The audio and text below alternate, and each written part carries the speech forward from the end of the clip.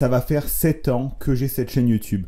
Aujourd'hui, je parle de finances personnelles, mais si tu me suis depuis un moment, tu sais que ça n'a pas toujours été le cas. J'ai commencé par parler de la vie à l'étranger quand je suis revenu de mon expérience de vie à Londres. Ensuite, naturellement, j'ai parlé du voyage.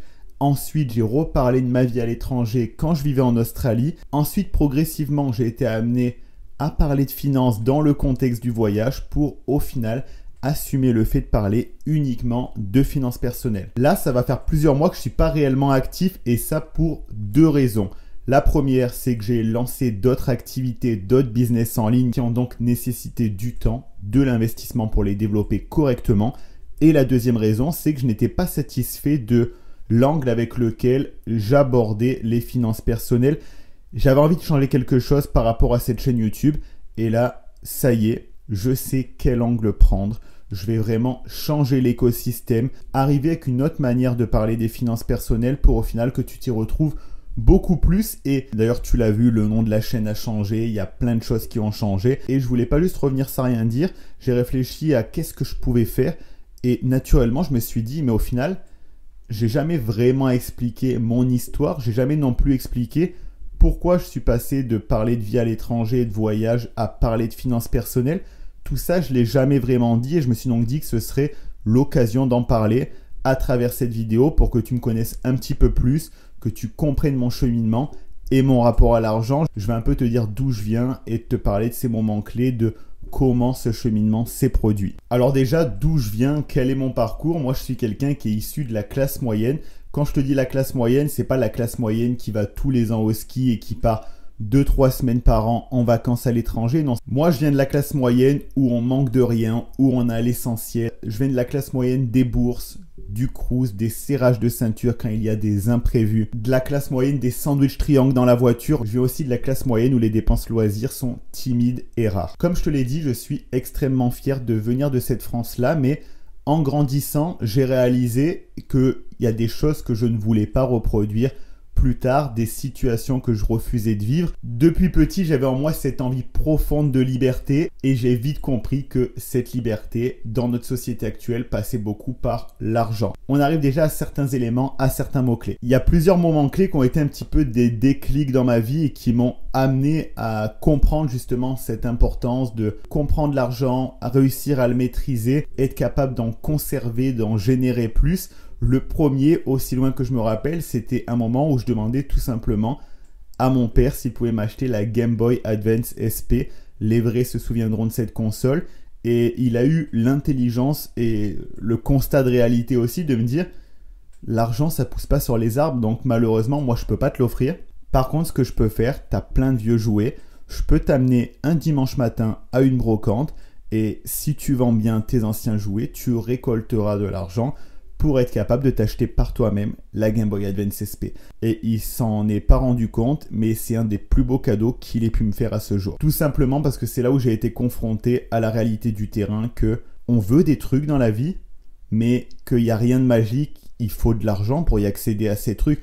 Pas tout évidemment, mais de la manière dont la société est constituée, une énorme partie de ce qu'on veut réaliser, de nos rêves, du lifestyle auquel on souhaite accéder, ça passe par l'argent. Si tu veux voyager dans le monde entier, qu'on le veuille ou non, il faut de l'argent. Si tu veux être capable de dire non le plus possible dans un contexte professionnel quand il y a une situation qui ne te plaît pas, il faut de l'argent. Quand tu as envie de manger certaines choses, il faut de l'argent. Si tu as envie d'être capable de soutenir tes proches dans une étape difficile financièrement pour eux, si tu as de l'argent, tu peux le faire. Si tu n'en as pas, tu peux pas le faire. Si tu veux dormir plus sereinement, l'argent aide aussi parce que tu t'endors pas en pensant à toutes les factures, aux impayés, à la difficulté que va être la journée du lendemain. Donc ça a déjà été un premier déclic et c'est là où j'ai compris, il faut de l'argent pour accéder à ce qu'on veut. C'est un constat, une réalité. Et je m'en souviens, à cette brocante, j'avais généré quelque chose comme 30 € et j'avais trouvé ça fou parce que j'étais à un tiers du prix de la console, de pouvoir me rapprocher de mon objectif. Et c'est là où j'ai compris la nécessité dans la vie, il faut de l'argent. Ça a été le premier déclic. Le deuxième déclic, il a été au moment de faire les études supérieures. Tu dois choisir des vœux, choisir des lieux où tu souhaites effectuer tes études. Et c'est là où tu réalises que Même s'il y a des endroits dans lesquels tu souhaites aller, tu n'as pas forcément l'argent d'y accéder parce que ça va impliquer des déménagements, des dépenses, trouver un logement, ça coûte cher, ça coûte ci, ça coûte ça, les frais de transport, tout ça. Donc là, pareil, tu reprends un coup de réalité de te dire, ok, même au niveau de l'éducation, pour accéder à ces différents parcours de vie, il est important d'avoir de l'argent. Autre déclic ensuite, quand on a parlé avec mes amis de partir vivre à Londres.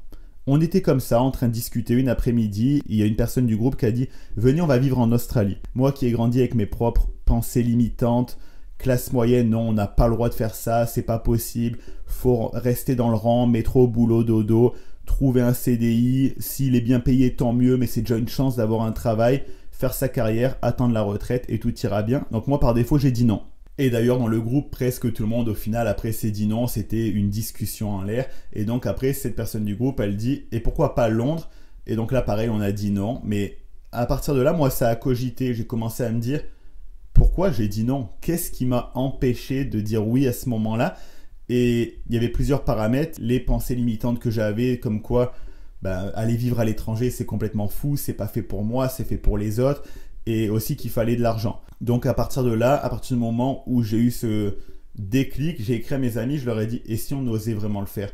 Si dans quelques mois on partait vivre à Londres ?»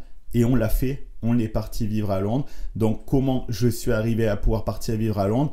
Là pareil, autre déclic avec l'argent où tu réalises qu'évidemment partir vivre à l'étranger, c'est accessible à tous, mais il faut travailler, il faut faire de l'argent et il faut être capable au-delà de ça de garder cet argent, d'être capable d'en économiser le plus possible pour ensuite alimenter cet objectif de départ à l'étranger. Donc là, j'ai fait des petits jobs étudiants, j'ai économisé au max et j'étais capable de mettre de côté pour partir à Londres. Autre déclic, toujours lié à Londres, c'est sur place, tu réalises à quel point, suivant l'endroit dans lequel tu veux vivre dans le monde, il faut être capable de générer beaucoup plus d'argent que dans un autre endroit. À Londres, c'est extrêmement cher et c'était très compliqué pour faire quoi que ce soit. On charbonnait comme pas possible. Moi, quand je suis arrivé là-bas, je parlais à peine anglais. J'ai trouvé des jobs évidemment dans la restauration. Je charbonnais. Et au-delà de ça, j'ai essayé d'avoir la gestion de l'argent la plus efficace possible, de commencer à faire des budgets, à suivre mon argent parce que si tu le fais pas, tu peux vite te retrouver « Ok, j'ai plus d'oseille pour payer le loyer, j'ai plus d'oseille pour payer mes transports ». Parce que Londres, c'est tellement coûteux si tu y es allé en vacances, que tu as déjà fait un séjour là-bas, tu t'en rends compte. Et quand tu y vis, c'est pas beaucoup plus abordable. Donc il y a eu ça a été une des premières grosses confrontations à la réalité, au monde réel. J'avais 19 ans, si je dis pas de bêtises, 19-20 ans. Et tu vis dans une des villes les plus chères du monde et tu apprends cette gestion de l'argent parce que c'est vital. Il n'y a personne chez qui tu peux aller parce que tu es à l'étranger, tu connais personne. Faut te débrouiller par toi-même, sinon t'es sans filet, t'es un petit peu dans la galère. Et donc ça, expérience incroyable, j'ai tellement charbonné que j'ai réussi à gérer mon argent, commencer à rentrer dans un certain minimalisme parce que j'étais arrivé qu'avec une toute petite valise et je savais que j'allais repartir avec cette valise, je voulais pas faire d'excédent fou, puis mettre de l'argent de côté. Et même à l'issue de ce séjour à Londres, avec mon meilleur ami, on a pu se faire un road trip en Europe, on a fait 6-7 destinations sur 1 mois et demi, 2 mois et on a kiffé. C'est là où on a vraiment goûté concrètement au voyage parce que moi au passage, la première fois que je prenais l'avion dans ma vie, c'était pour venir vivre à Londres. C'était complètement fou, j'avais jamais pris l'avion et j'ai décidé de le prendre tout simplement pour aller vivre dans l'endroit en question. Donc à la fin de ce séjour à Londres, de pouvoir faire ce tour d'Europe, de voyager dans plein de destinations, de goûter à cette liberté, à cette vie qui sort des sentiers battus, ça a été juste fou. Ça a été aussi un gros déclic en termes de lifestyle souhaité, de liberté, de c'est possible. Si moi, un petit gars issu de la classe moyenne est capable d'y arriver, je ne suis pas plus intelligent qu'un autre, tout le monde peut y arriver, il suffit juste d'apprendre à maîtriser quelques paramètres, dont un paramètre hyper important, comme je te l'ai dit, qui était l'argent. À cette issue, après, je suis rentré en France pour faire un bac+3. J'avais eu un bac+2, mais après, avec plein de discussions avec tout le monde et même en étant confronté à la réalité de Londres, je réalise que j'avais un BTS marketing, communication, et que les gens ne connaissaient pas, qu'il n'y avait pas vraiment d'équivalence au niveau international. Donc, j'ai réalisé que la licence, le bac+3, c'était assez universel, compris, accepté avec de la valeur au niveau international. Donc, je suis rentré en France, je me suis inscrit à cette licence, j'ai démarré ma chaîne YouTube pour faire mon retour d'expérience sur la vie à Londres. C'est là où j'ai commencé à développer une communauté, je parlais de budget à Londres, je parlais de la vie sur place, je parlais de tout un tas de choses et après naturellement j'ai été amené à parler de voyage parce que je commençais à avoir petite expérience vis-à-vis du voyage parce que sur une année j'avais fait une dizaine de destinations et donc pendant cette année aussi je voyageais beaucoup plus, j'y ai pris goût, j'ai vu que c'était possible, qu'il y avait un process qu'il était possible de mettre en place qui est au final pas révolutionnaire, c'est dépenser moins d'argent que ce que tu gagnes. Ensuite, d'être capable de trouver les meilleurs plans pour voyager et avoir cette gestion de l'argent quand tu voyages pas, pour tout simplement être capable d'alimenter ce que tu voulais faire dans la vie, tes objectifs. Et moi, en l'occurrence, le voyage, c'est une des choses que je préfère le plus. Et donc là, ça me permettait de pouvoir le faire comme je voulais, à la fréquence avec laquelle je voulais, malgré le fait que j'étais étudiant, parce que j'avais vraiment charbonné à Londres et j'avais pu mettre de l'argent de côté. Et quand je suis rentré, j'ai aussi pu un peu mettre de l'argent de côté. Et donc voilà, je fais mon année, tout se passe bien, j'ai ma licence. Et à l'issue de cette année, je décide de partir vivre en Australie. Oui, car j'ai pris goût à la vie à l'étranger et je me dis, pourquoi pas l'Australie? Let's go. Je suis parti avec ma copine, direction Melbourne. Là, pareil, pendant l'été, avant de partir, on a travaillé à fond. On a économisé au max pour tout simplement avoir l'argent nécessaire pour préparer notre arrivée en Australie à l'étranger. Le billet d'avion, ça coûte cher, fallait payer les premiers jours sur place, avoir un petit fonds de sécurité en cas de galère, donc on a charbonné. Là, c'est le moment où j'ai commencé à vraiment me lancer en tant que freelance aussi pour créer des revenus dans ma spécialité, le marketing numérique, notamment plus spécifiquement les médias sociaux. En parallèle, je commençais à avoir une communauté qui se développait sur YouTube, sur cette chaîne YouTube. Petit à petit, il y a des choses qui se passaient, d'avoir cette prise de conscience de ok, faut économiser, mais il faut économiser sur un certain laps de temps, donc il faut être capable de charbonner, d'aller chercher des revenus partout où il est possible d'aller en chercher. On est parti en Australie, on est arrivé. Pareil, ça a été une année où on a charbonné. On a travaillé énormément en Australie. En Australie, si tu fais les choses bien, tu peux aussi gagner pas mal d'argent, mettre de l'argent de côté. C'est ce qu'on a fait. Ça a été une période où je continuais de documenter sur ma chaîne YouTube. Je parlais de voyage. Ensuite, je parlais forcément de ma vie en Australie. Donc de là, ça a commencé aussi à pouvoir m'amener des revenus via ma création de contenu, ce qui était très cool parce que ça venait s'additionner au travail que je faisais en Australie. Et donc, on a eu un objectif ensuite de pouvoir jouer au digital nomade pendant plusieurs mois, de pouvoir faire un voyage autour de l'Asie, de l'Océanie pendant plusieurs mois. Objectif atteint, on a été capable d'économiser une belle somme d'argent. On faisait toujours plus pour être capable de gagner plus d'argent. Heures supplémentaires, on était à fond et donc on a pu voyager pendant 6 mois à travers l'Asie et l'Océanie. C'est incroyable. On travaillait un petit peu pendant ce temps-là parce qu'on avait accumulé de l'argent. Mais au-delà de ça, moi, je commençais à faire un petit peu d'argent avec ma création de contenu. Donc, je faisais des vidéos sur cette chaîne YouTube à l'époque où je parlais de voyage. Il y avait pas mal de vlogs où je commençais aussi à parler d'argent lié au voyage parce que j'avais beaucoup de questions de comment tu fais pour voyager, comment tu fais pour financer ta vie. Donc, je suis un petit peu arrivé à parler de ça à travers les voyages parce qu'on va pas se mentir, l'argent, c'est le nerf de la guerre pour plein de choses. Et donc, j'avais plein de questions relatives à ça. Donc, j'ai commencé à faire des vidéos sur l'argent. On a goûté à la vie digital nomade où pendant un mois, tu es pendant un mois au Japon, ensuite en Corée du Sud, Thaïlande, Bali, ensuite tu fais la côte est australienne. Exceptionnel, tu prends une claque de liberté et c'est là où j'ai eu aussi un énorme déclic de me dire cette vie-là, elle existe, elle est possible, ça n'a pas besoin d'être une bulle qu'ensuite on skip et qu'on oublie pour toujours. Il est possible d'avoir une vie qu'on veut vraiment vivre, une vie qui nous anime, qui nous fait kiffer, de faire des choses qu'on veut vraiment faire. Parce que quand j'étais revenu de Londres, déjà j'étais revenu pour entre guillemets commencer ma vraie vie. Là, après l'Australie, je m'étais dit je vais rentrer pour commencer ma vraie vie. Mais ça peut être la vraie vie aussi. Entre-temps, pendant que j'étais en Australie, j'ai lu un livre qui m'a mis une claque monumentale qui est La semaine de 4 heures de Tim Ferriss, qui est, honnêtement, je vous le recommande, ça bouge les paradigmes de comment peut être la vie. Il existe d'autres chemins, notamment avec les revenus en ligne, avec le fait d'avoir une vie alternative qui existe, qui est possible pour énormément de personnes. Et ensuite, évidemment, pendant le road trip, tu vas être amené à encore plus travailler sur ta frugalité, sur le fait que tu n'as pas besoin d'énormément de choses pour kiffer. Si on voyageait juste avec un sac à dos et on trouvait notre compte, on n'avait pas besoin d'artifice pour vivre. À l'issue de ce road trip, comme je l'ai dit, retour en France pour apparemment, soi-disant, commencer notre vraie vie, une vie plus rangée. Et au final, pas tellement. On s'était dit qu'on voulait déjà repartir. Donc pendant cette année, on a charbonné, monté en puissance des revenus en ligne, plusieurs sources de revenus. Je savais déjà comment économiser massivement de l'argent parce que commencer à faire des suivis de budget, être capable de se tenir à un budget jour quand même pendant le road trip pour pas déborder. Donc ensuite, là, j'ai pu m'intéresser au prochain step qui était investir son argent. Tu as un fonds de sécurité qui est conséquent. Maintenant, le reste, ça sert à rien de le stocker. Il faut apprendre à l'investir. Donc, j'ai appris à l'investir. Qu'est-ce qu'il était possible de faire? Quelles sont les différentes enveloppes fiscales?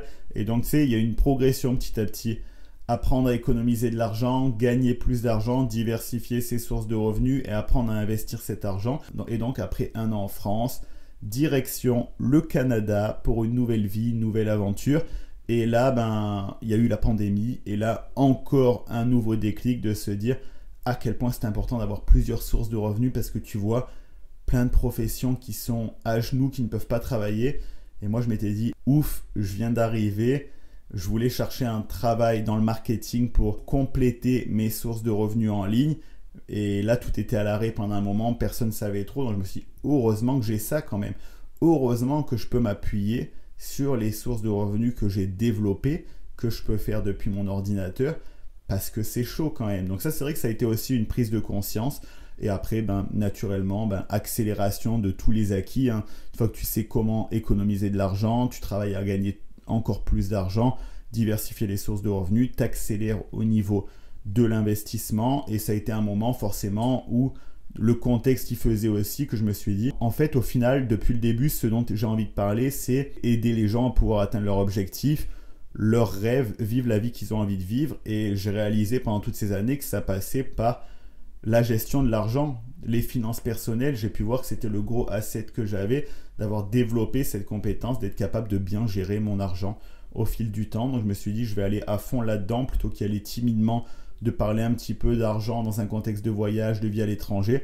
Je vais assumer et je vais parler de comment on peut économiser plus d'argent, comment on peut gagner plus d'argent, via quels moyens et comment on investit son argent tout simplement. Donc ça s'est fait assez naturellement. La valeur commune à tout ça, au final, ça a été qu'une évolution de la chaîne et pas vraiment un changement, c'est la liberté.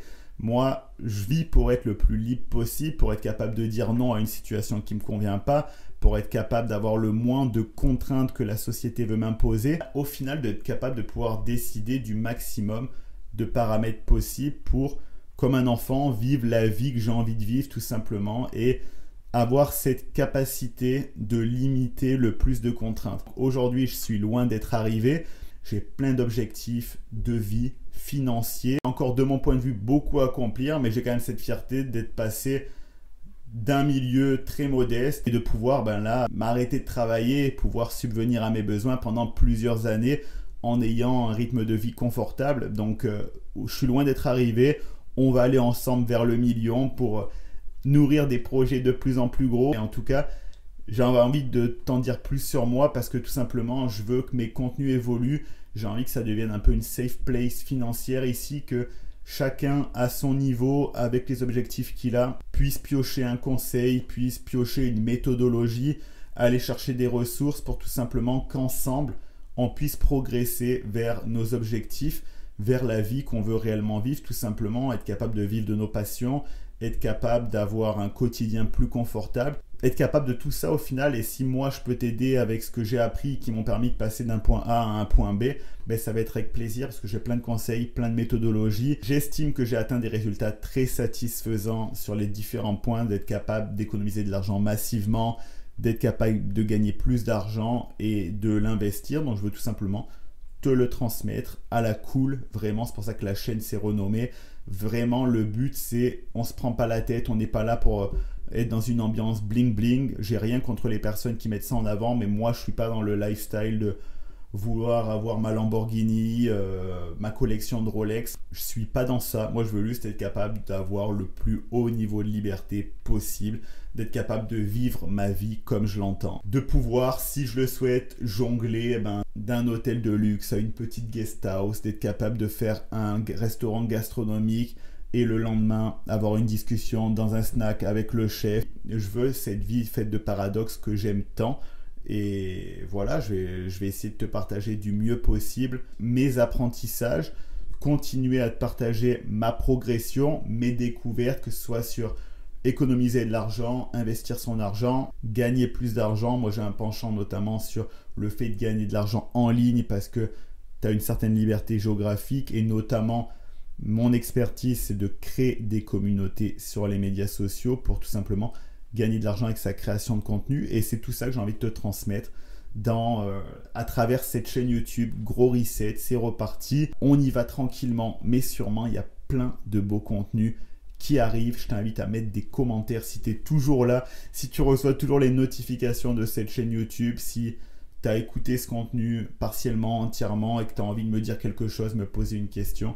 Ça fait plaisir. Regarde la description, les descriptions ont changé aussi et il y aura toujours des ressources complémentaires. Et donc voilà, maintenant tu me connais un petit peu mieux et on est ensemble. Abonne-toi aussi pour rien louper et active la cloche parce que des fois, si tu n'actives pas la cloche, tu reçois tout simplement pas la notification, l'avertissement qu'il y a une nouvelle vidéo qui est sortie. Donc bonne journée, bonne soirée, peu importe quand tu regardes cette vidéo et on se parle bientôt.